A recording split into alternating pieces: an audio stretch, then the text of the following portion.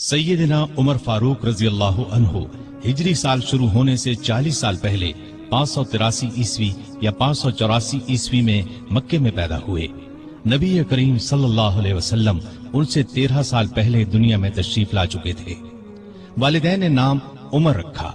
कुनियत अबू हफ्स थी, लक़ब फारूक था, यानी हक और बातिल में फर्क करने वाला। ये लक़ब उन्हें नबी करीम सल्लल्लाहु अलैहि वसल्लम ने अता फरमाया। हजरत उमर का सिलसिला नसब 8वीं पुश्त में नबी करीम से जा मिलता है। आपने दुनिया में आंख खोली तो मक्के में कुरैश की सरदारी थी। ये कबीला इस्माइल अलैहिस्सलाम की औलाद से था। कुरैश के आगे चलकर 10 के करीब कबीले बन गए। इनमें नबी करीम बनु हाशिम से थे, अबू बकर बनु तैम से और उमर फारूक बनु अदी से। 10 के 10 कबीलों के सपुर्द अलग अलग काम थे। मसलन कोई खाना काबा की देखभाल करता था तो कोई हाजियों को पानी पिलाता था, कोई झगड़ों के फैसले करता था। बनु अदी के जिम्मे 2 काम थे। कुरैश को कोई एलची भेजना होता तो ये भेजते थे। दूसरा काम ये था कि 2 ग्रोहों में झगड़ा हो जाता तो बनु अदी का सरदार फैसला करता था। बनु अदी के घर सफा और मरवा पहाड़ियों के दरमियान में थे। उमर यहीं पैदा हुए और परवरिश पाई। उनके वालिद खत्ताब बनु अदी के सरदार थे। जिस जमाने में नबी करीम सल्लल्लाहु अलैहि वसल्लम ने नबूवत का ऐलान किया, खत्ताब फौत हो चुके थे। सैयदना उमर के बचपन के हालात किसी किताब में नहीं मिलते। इतना जिक्र मिलता है कि बड़े हुए तो बाप ने ऊंट चराने पर लगा दिया। ऊंट चराते हुए कभी थक कर बैठ जाते तो बाप मारा करता था। जवानी की उम्र को पहुंचने तक लिखना पढ़ना सीख लिया था। नबी करीम सल्लल्लाहु अलैहि वसल्लम ने जब ऐलान नबूवत किया तो कुरैश में कुल 17 आदमी लिखना पढ़ना जानते थे। इनमें उमर फारूक भी थे। इसके अलावा उन्होंने सिपाहगरी, तेगजनी और घुड़सवारी में कमाल हासिल किया। घुड़सवारी का हाल ये था कि उछलकर घोड़े पर बैठ जाते। कुश्ती का फन भी सीखा। ऊंचे कद के ताकतवर आदमी थे। चोटी के कई पहलवानों से मुकाबले जीते। शायर नहीं थे, अशार पसंद करते थे। तकरीर करने का ढंग भी आता था। मिजाज में गुस्सा और सख्ती थी। जवान होने पर तिजारत का पेशा इख्तियार किया। नबी करीम ने नबूवत का ऐलान किया तो उनकी उम्र 27 साल थी। उस वक्त कुरैश में बहुत ऊंची हैसियत के मालिक थे। मक्के के मुअज़्ज़ज़ लोगों में शुमार होता था। उनके भाई जैद बिन खत्ताब, बहन फातिमा बिनते खत्ताब और बहनोई सईद बिन जैद ने जल्द ही इस्लाम कबूल कर लिया। लेकिन उमर अपने बाप दादा के मजहब पर सख्ती से कायम रहे। डटकर इस्लाम की मुखालिफत की। मुसलमान हो जाने वालों को मारते पीटते थे। मारते पीटते 6 साल गुजर गए, लेकिन उमर किसी एक इंसान को भी इस्लाम से न फेर सके। इस दौरान में कुछ वाकयात ऐसे पेश आए जिनकी वजह से वो सख्त उलझन में पड़ गए। कभी इस्लाम की तरफ माइल होते, कभी मुसलमानों के खिलाफ नफरत महसूस करते। इसकी वजह ये थी कि रसूल करीम सल्लल्लाहु अलैहि वसल्लम के मुताल्लिक कुरैश के काफिरों ने मशहूर कर रखा था कि वो जादूगर हैं। उस जमाने में एक रोज उन्होंने रसूल पाक सल्लल्लाहु अलैहि वसल्लम को हरम शरीफ के अंदर नमाज पढ़ते देखा तो वो आपके पीछे खड़े हो गए। उस वक्त आप सल्लल्लाहु अलैहि वसल्लम कुरान पाक की सूरतुल हाका की बुलंद आवाज में तिलावत कर रहे थे। अल्लाह के कलाम ने उन पर बहुत असर किया। उन्हें यकीन हो गया कि आप न तो जादूगर हैं और न शायर हैं। दिल में इस्लाम के लिए नर्म गोशा पैदा हो गया, लेकिन बाप दादा का मजहब छोड़ने पर अब भी तैयार न हुए।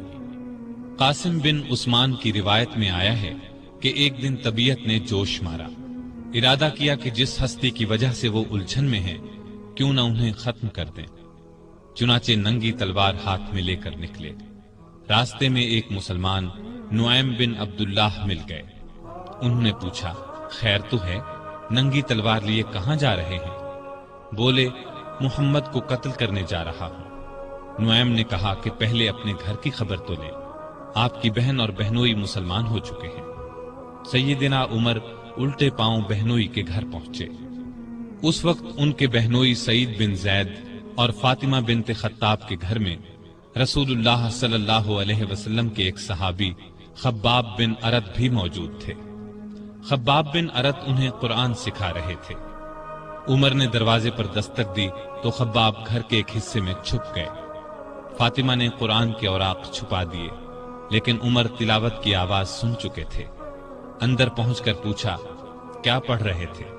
مجھے معلوم ہوا ہے کہ تم مسلمان ہو چکے ہو، اپنے باپ دادا کے مذہب سے پھر گئے ہو۔ یہ کہہ کر انہوں نے دونوں کو مارنا پیٹنا شروع کر دیا۔ بہن کے سر پر ایک لکڑی ماری، ان کے سر سے خون بہہ نکلا۔ اس وقت دونوں میاں بیوی کے منہ سے نکلا، ہاں اے عمر، ہم مسلمان ہو چکے ہیں، اللہ کے رسول پر ایمان لے آئے ہیں، تم سے جو ہو سکے کر لو، اسلام تو اب ہمارے دلوں سے نہیں نکل سکتا۔ عمر نے بہن کا خون دیکھا اور یہ الفاظ سنے تو غصہ ٹھنڈا ہو گیا۔ بولے، اچھا جو تم پڑھ رہے تھے مجھے دکھاؤ۔ بہن نے اوراق انہیں دے دیے، ان پر سورہ طٰہٰ لکھی تھی۔ انہوں نے اس کو پڑھا تو بے اختیار پکار اٹھے، واہ کتنا عمدہ اور اعلیٰ درجے کا کلام ہے۔